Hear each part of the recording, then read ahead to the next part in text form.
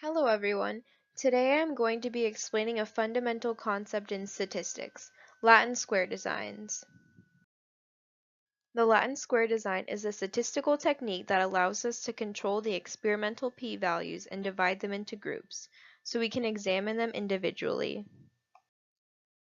You'll typically see Latin square designs being used in the agriculture industry, where they can be of great use when it comes to eliminating factors such as variance in water intake, or soil fertility among various locations in the field of crops. Small variances, such as a stream or insect colony next to a section of a field, can affect the analysis of the field's yield. Therefore, a Latin square design can be used to eliminate those variances. In simpler terms, Latin square designs are used to control variation within experiments. They allow for two blocking factors, each of which can control variation in two different directions. Rows and columns are used as two variables where each treatment occurs exactly once in each row and column, similarly to Sudoku. Although they are typically used in agriculture, they can be applied to a variety of real-world issues. An example of this would be if a construction company wanted to test out how productive different laborers were with various tasks. The experiment will always begin with a randomly assigned treatment. For this example, each day within the columns represents Monday through Friday.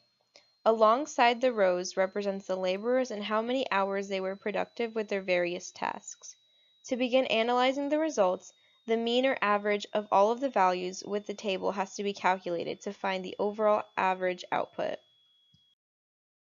The next step is to find the block effects, which can be done by subtracting the row's average minus the overall average. The next step would be to find the residuals or outliers.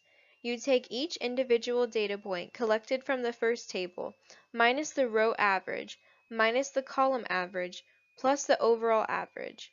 The values that are the most extreme, either positively or negatively, are outliers. So those particular laborers should be closely analyzed for any meaningful variations to determine improvements for the future. So, what actually are the benefits of Latin square designs? Each row, column, and treatment can be deduced to have no interaction with one another and thus does not affect the value of interest.